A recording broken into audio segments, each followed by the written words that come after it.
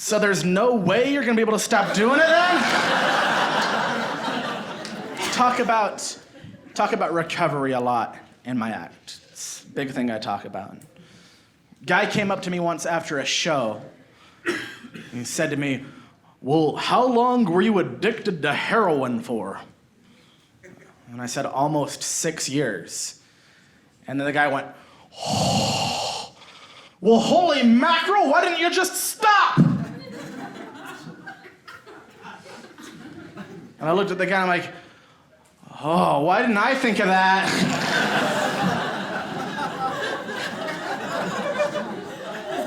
I had to go through so much. Went to jail. I never did any serious time, just some weekends here and there. I was kind of in the jail reserves.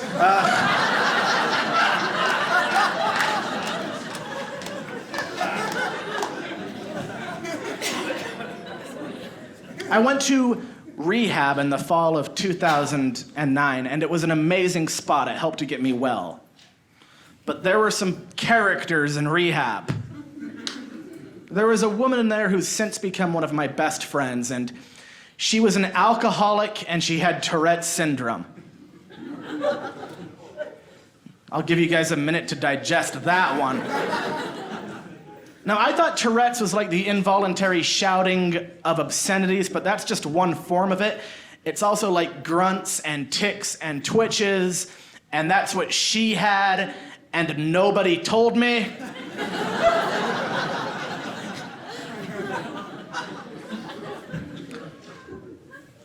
So I'm sitting in there, it's my very first day, going through severe withdrawals. I'm very agitated, I'm not happy. And she's to my left, and everybody's opening up and sharing, and she suddenly just goes "Ugh!"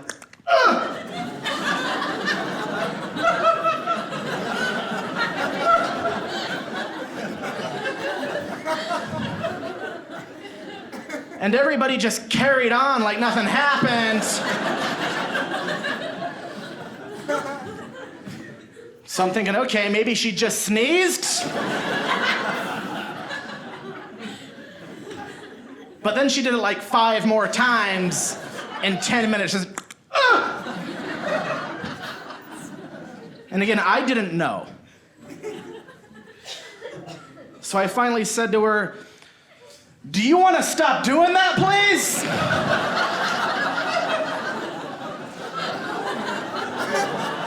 It's obnoxious. And if you want attention, there's better ways to get it.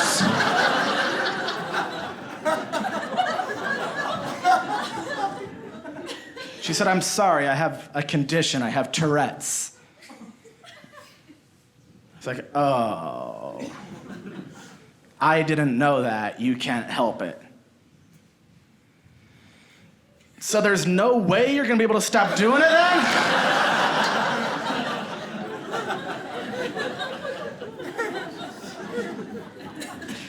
You guys are a fun crowd, man.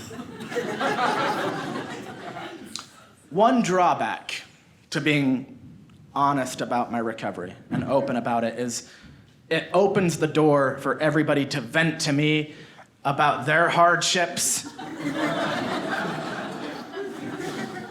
And I'm not the guy to talk to about that stuff.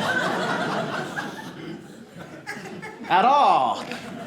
My neighbor was talking to me, and he saw my act, and he's like, "So Andy, you used to have problems with substance abuse, didn't you?" I was like, "Yeah." He's like, "That's okay. We all have problems, Andy. You want to know something about me? I hate my wife. And my job and my kids. I just feel trapped. I don't know what to do." I was like, "All right. You ever thought about trying heroin?"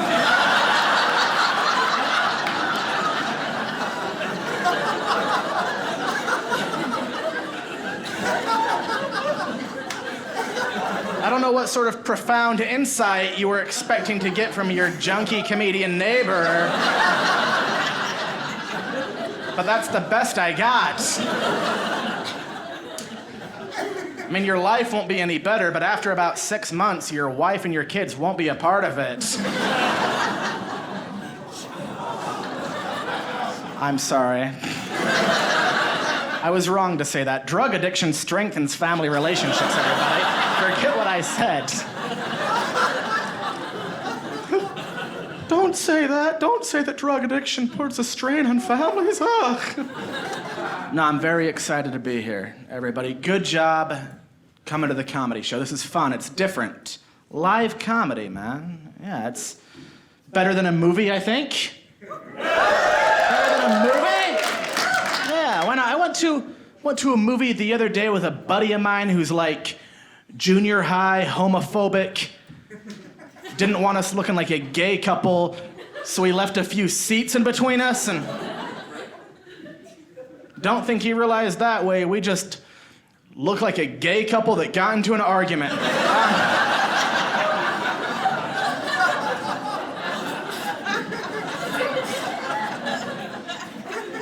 Maybe I'm biased, but I do think live comedy is the best kind of live entertainment. Certainly fine.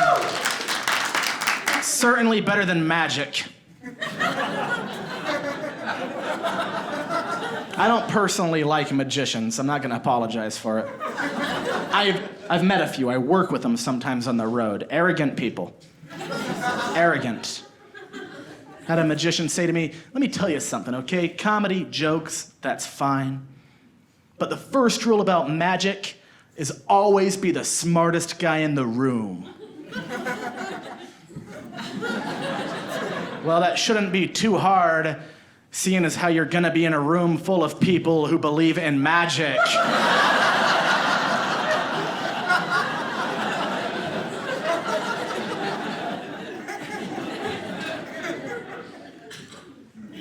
Almost didn't make it here. Had to stop at the gas station and use the bathroom. I had a situation. I'm not gonna tell you guys a diarrhea joke. You can relax. Okay, but the lock was broken on the stall. So it's that whole situation where you can't tell if it's occupied. So you gotta like look through the little gap to make sure, and you make eye contact with someone on the toilet, and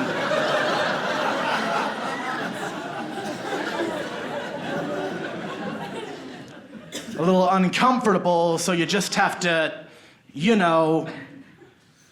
wink at them, and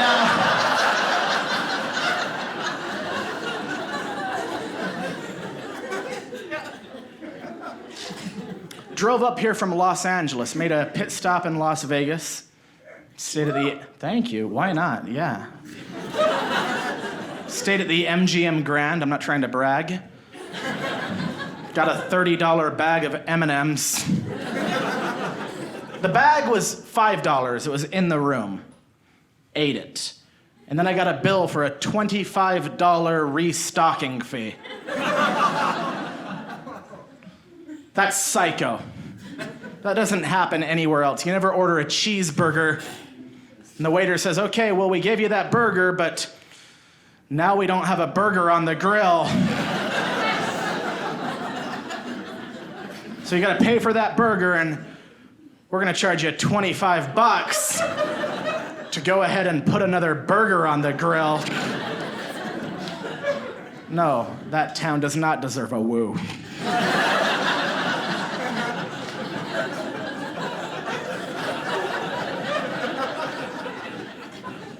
My friend lost her kid when we were in Vegas. On the Strip, all of the pandemonium. Little toddler wandered off and got lost, and she was freaking out, venting to me about losing her kid. I'm like, listen, okay, I know just how you feel. The other day, I lost my phone. And I was paralyzed. She's like, Andy, that's not the same thing. I lost my kid. I had to call the police. And I was like, yeah, I couldn't call the police.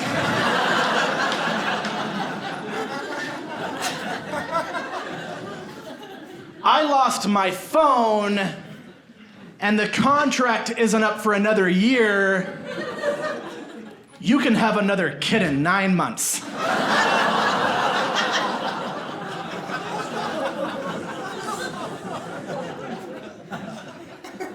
Thank you. No, I am happy to be here at the Dry Bar, man. This is a cool crowd. I usually perform in clubs and stuff like that where everybody's drinking. So it's nice to have an audience that's like attentive and not overtly hostile.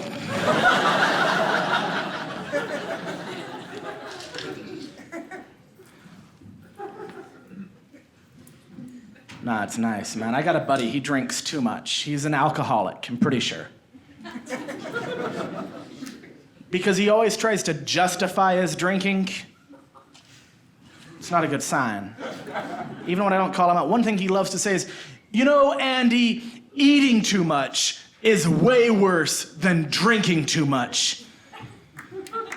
And I'm like, no, yeah, dude, totally. Like, I remember growing up, my dad was a really nice guy until he had too many sandwiches.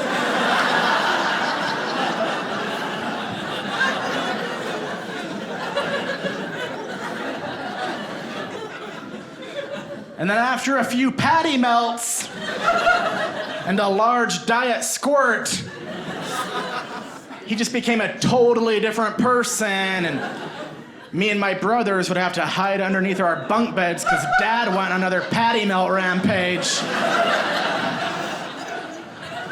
That rye bread is the devil.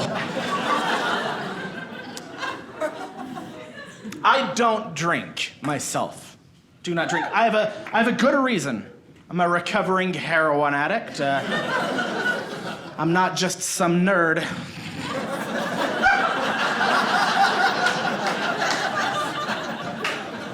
This is true. I'm in recovery. It's true. Just got 7 years clean, man, and feels pretty good.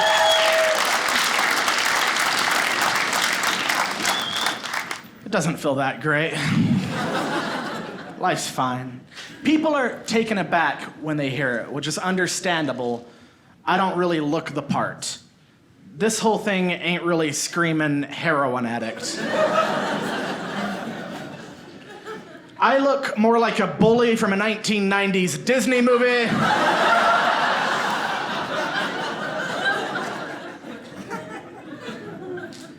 But it's true, I go to meetings and stuff. I went to a meeting the other day, a 12-step meeting, and I have severe ADHD. I don't pay attention well. And they were in the meeting, and they were talking about dreams, and I wasn't paying any attention. And then they wanted me to talk, and I'm like, well, most recently a dream of mine is I'm in the mountains with my dead Uncle Steve.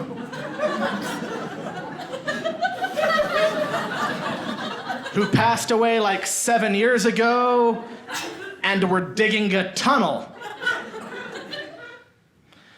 And then a girl went and she talked about getting her GED.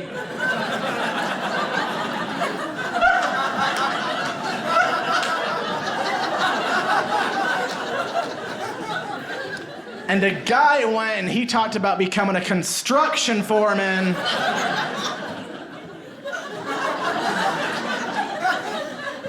It's like, oh no, they're talking about dreams as in goals.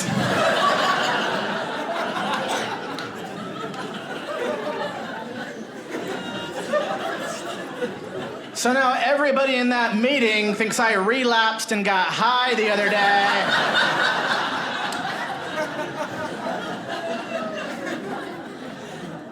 Because I told them it was my big ambition in life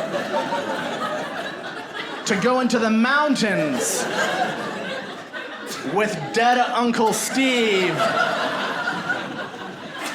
to dig a tunnel.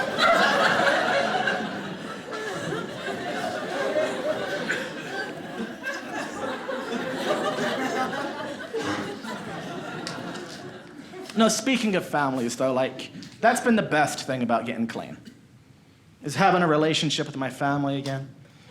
Yeah, no, it is. It is. I don't love all of them, but I'm trying. Hang out with my grandma whenever I'm in town. My grandma, 93 years old. Yeah. Took her to the grocery store, and she needs one of those, like, sit and scoot things to get around. And I'm not being mean, that's what they call them. They give old people products the most condescending names. Sit and scoots, rascals, hover rounds, cell phones with big buttons called jitterbugs. Like, I was at the grocery store, and some young lazy guy took the very last one. Like, and he was a little overweight, but he didn't need that. And my grandma just started crying and moaning so loud that I was having a tough time enjoying my motorized cart.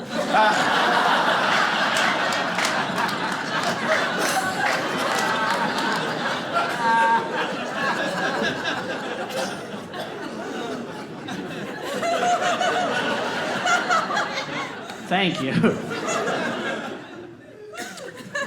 93 years old, man. I try to be patient with very old people, but sometimes, and I'm not trying to be insensitive, I'm not a big fan of the olds. A lot of them haven't moved on, like I was feeling under the weather. Okay, and my grandpa's like, I'll tell you what to do, Andy. What you gotta do is boil an onion in some milk that's been blackened with pepper, and then mix it in with some rosemary that you pick from underneath a crabapple tree, and then put it in a rag and slap it against your chest when it's still sizzling. That'll clear you right up.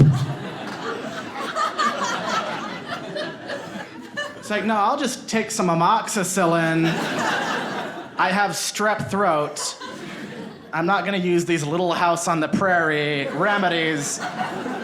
I'm not trying to cure scrum pox or yellow jacket fever or whatever other horrifying Oregon Trail disease you think I have.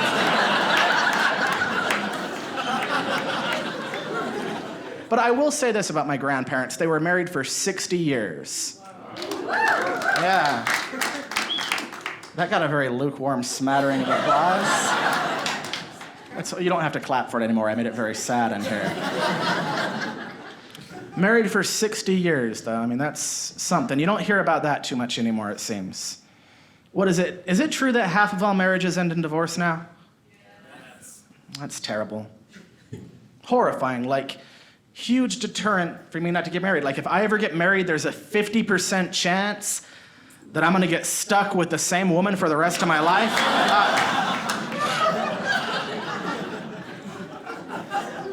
I do want to find the one, eventually. 32 years old, I'm dating now. Doing the online dating thing. I'm not on Tinder like every other basic tryhard. I'm on Match.com. I'm looking for the one. The problem is I got a warped sense of humor.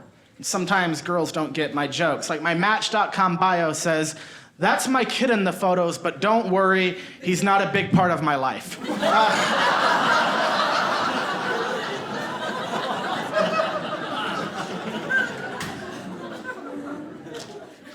He's my nephew, I don't actually have a kid.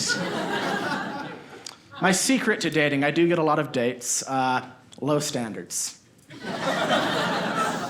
Not too picky. See, you know, oversized Tweety Bird shirt, gas station scrunchie, gravy-stained sweatpants. Okay, swipe right, honey, let's chat. See if we can make something happen here. Took like a 3-year break from dating when I got clean. Like a 3-year break from dating. That's one of the things trying to like figure out how to be a real person again. Getting a relationship with the family, dating, trying to like understand what's happening with current events. I'm not a very political person, so don't worry. I'm not gonna get political. Any political people in here? That guy over there went like this.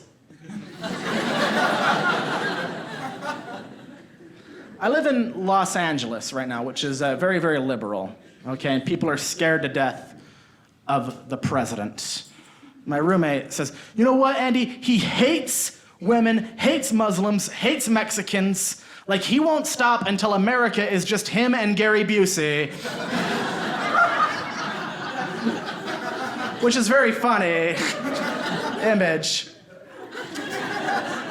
I think, and not to get too political, I kind of liked Bernie, but I'm not really a liberal person, but I thought he was very authentic. I'm not liberal or conservative. I try to be above the fray. And I think Bernie, at least when I'm doing comedy, I have my opinions, believe me.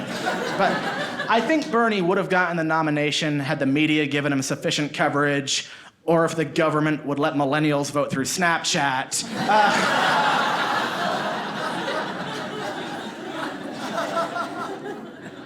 The reason I try not to get too political in my act is because it makes people obnoxious. It divides people.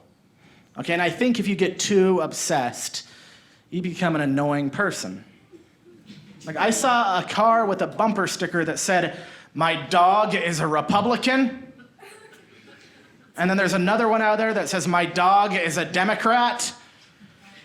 And I just think these people are very lucky to have dogs that have conformed to the two-party system.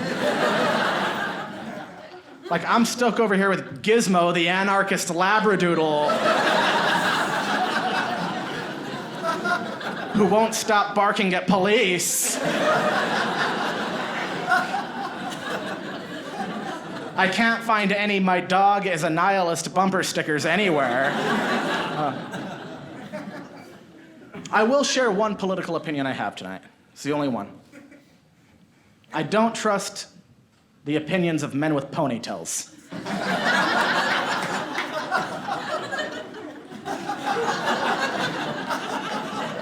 Nope. They're either right-wing extremists or left-wing extremists. No man with a ponytail is ever politically moderate. They're either far-right, Confederate flag-waving white nationalists with a fertilizer bomb in their garden shed who listen to way too much Ted Nugent, or they're bedwetting utopian socialists with a nightstand full of herbal supplements.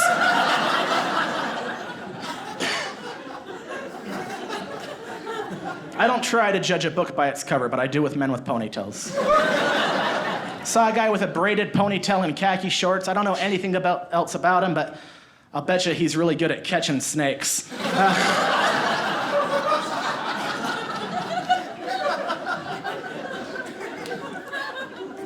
But one time I saw a guy with a ponytail wearing a tie-dye shirt and a NASCAR hat. I didn't know what to make of him. He was like a redneck hippie. Looked like the kind of guy who beats his family with a dream catcher.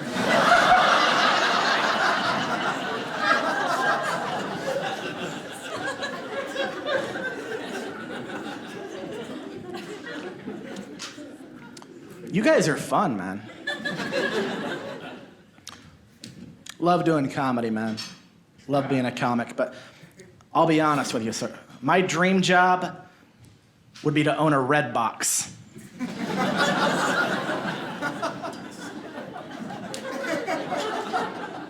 I want to rent movies out to people. And then, like, change the sound to some of the movies just a little bit.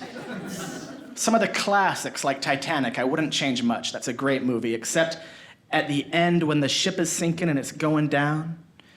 As soon as the ship sinks beneath the waves, I would just have the music go.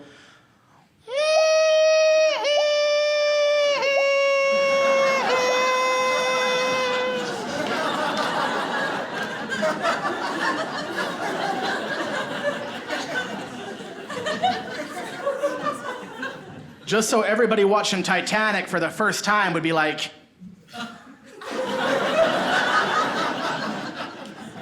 wow, James Cameron's a monster.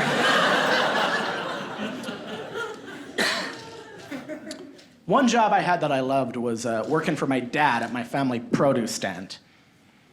Yeah, we sold like farm fresh fruits and veggies. So we got a lot of like hippie food snobs in, because it was like as organic gets, right from the farm. And one thing we sold was salsa.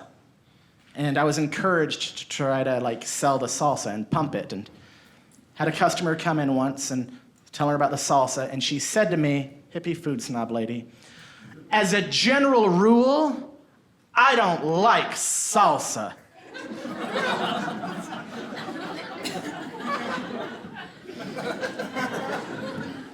Well, that's a bold position, lady. She didn't dislike it as a condiment, but as a general rule that applies to every facet of her life. I'm an organized type A personality, and no mishmash conglomerate of vegetables in a jar is gonna get in my way. Who's a busybody on the go? This lady. What's not gonna stop me? Salsa.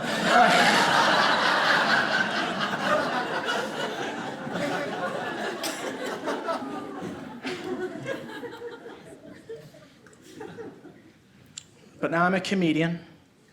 One thing I'm trying to do well with is empathy. Still learning empathy in recovery, getting better at it. I live in Los Angeles now, and it's helping, right? It's helping me to be empathetic towards people, especially people who have it tougher. I don't like to make fun of homeless people, I saw a homeless guy with a sign that said, "Restore my faith in humanity." So I just said to him, hey, most people are doing a lot better than you.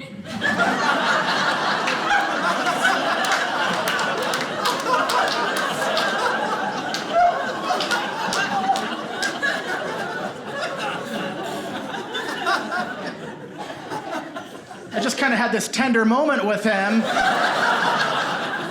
and it felt nice. Back when I was using, I would have just walked right by him.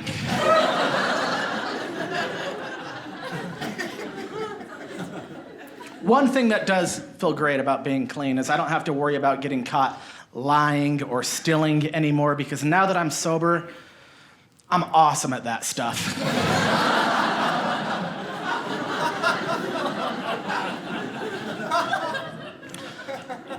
Like I said before, I have severe ADHD, and I'm always losing things. Always losing my wallet. One of these days I'm gonna lose my wallet, somebody is gonna steal my identity and then just totally ruin their lives.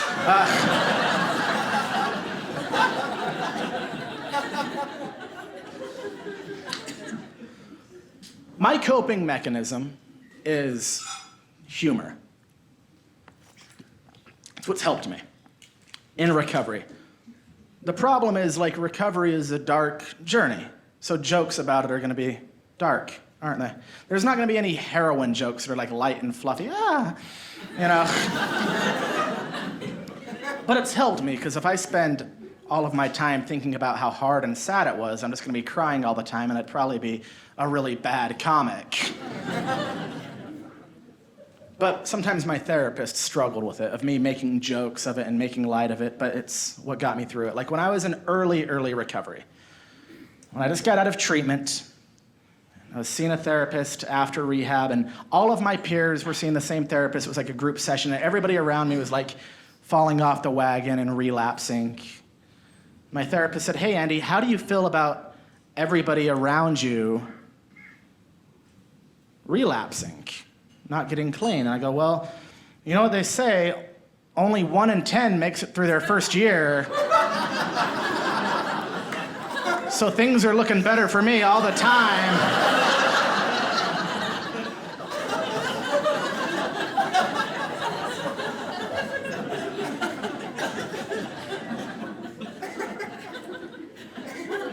Plus, it was embarrassing being a junkie. Most embarrassing thing, heroin was the drug of choice, but I did whatever I could. And the most embarrassing thing was computer duster. Oh, is right. I bought it at the Office Max, and the lady's like, I need your ID because kids are using this to huff and get high. Can you believe that? And so I just winked at her and said, well, not just the kids.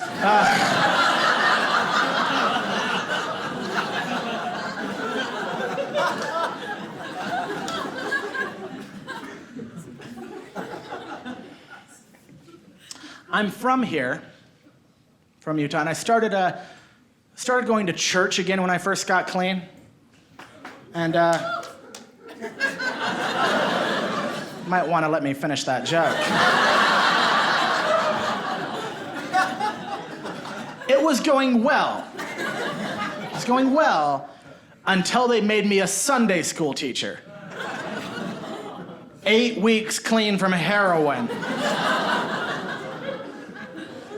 Teaching little kids about the scriptures, and I tried my best. I really did.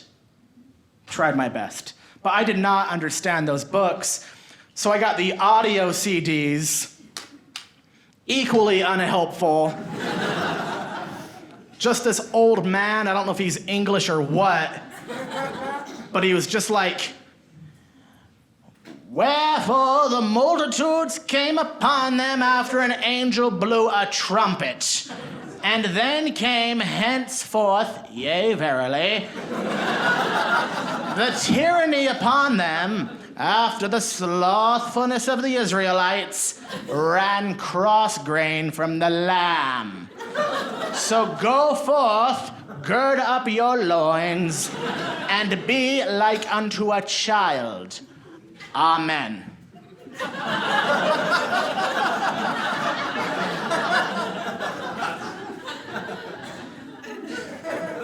And I'm not trying to be sacrilegious, but what does that mean? Like, what if one of the kids were to ask me a question?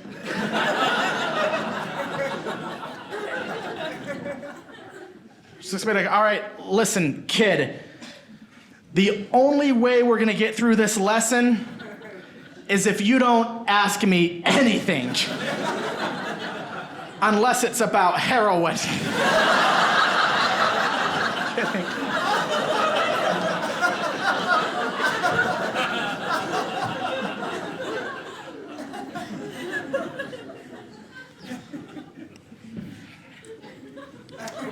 Yeah, that was a rough one, man. Like I said earlier, life isn't like perfect now, but it's certainly much easier. It's not perfect though. I don't make a lot of money because I do this. Like, it's pretty desperate being a comic. It's hard sometimes. Like, I try to finagle money any way I can. Like, I read I can get up to $60,000 if I sell a vital organ on the black market, and I'm like, thinking about it.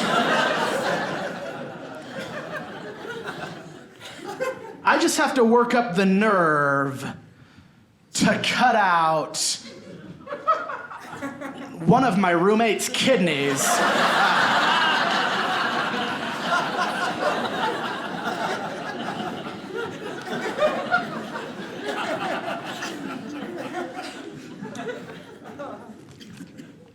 I used to live in New York City. Anybody ever been? That's how I feel about it. I don't want to be too harsh, but I'm very pro-climate change because of my experience in New York City. I'm very pro-sea level rising. $2,000 a month studio apartment with a view of a brick wall that smelled like rotten eggnog. Yeah. I'm a little bitter about New York City. And I had to get a job walking dogs, all right, because, like, you know, it's so expensive. And not labs or German short hairs, like $2,500 Pomeranians that have allergies, stuff like that. I'll get to that in a second, but...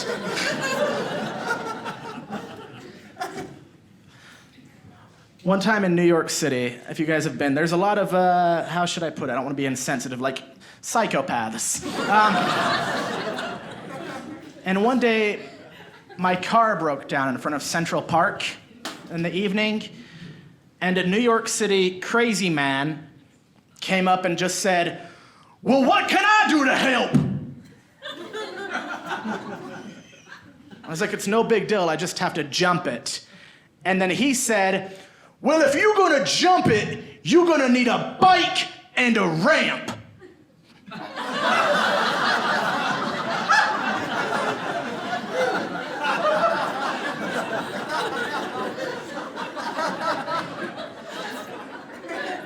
I was like, no, I don't think you understand. I don't need that at all. And he said, well, there's no way you're gonna jump it with your legs, you chubby, red-faced pig. It's like, all right, fine, go get the bike and the ramp.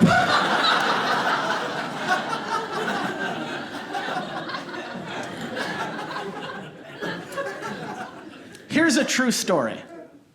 Something I saw in New York City, one of the parks. I saw a New York City man, another crazy person, pick up off the ground some dog poo.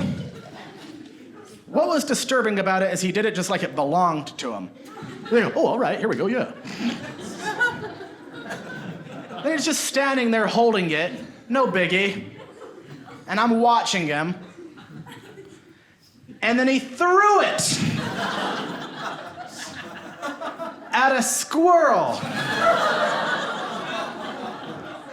And wouldn't you know it, Provo, he got it.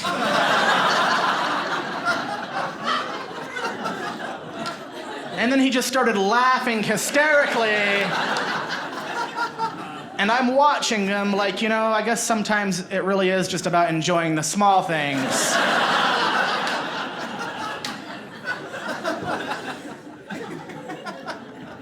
You guys have been amazing. It's almost time for me to get out of here. It's so fun. Tell you one last joke about New York before I leave. I got a job walking dogs, like I said, and one day I left the Setlist to my comedy act on the counter of a woman who I walked dogs for. And she had no idea I was a comedian. Now, a set list is what comics prepare before a show. We write down our jokes, you know. But she didn't know I was a comic, so she probably just thought it was like a to-do list or something. So the next day I go in there to get paid, and there's a note attached to my set list that just says, Andy, I think this is yours. This is the set list I left on that lady's counter. Wink at man on toilet.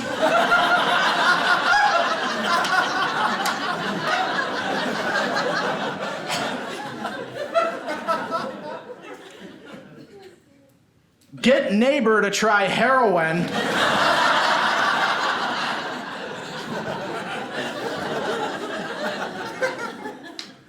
Buy army uniform at surplus store to save money at Golden Corral.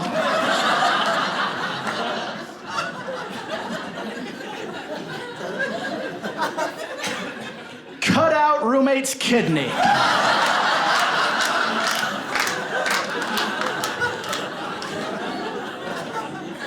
And at the bottom it says, this is all good stuff.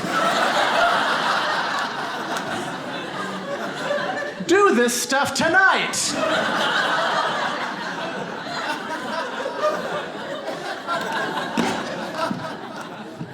So I just took my set list and left a note that said, hey, don't worry, I already did that stuff and it was hilarious. Thank you so much, everybody. You were amazing. I'm Andy Gold.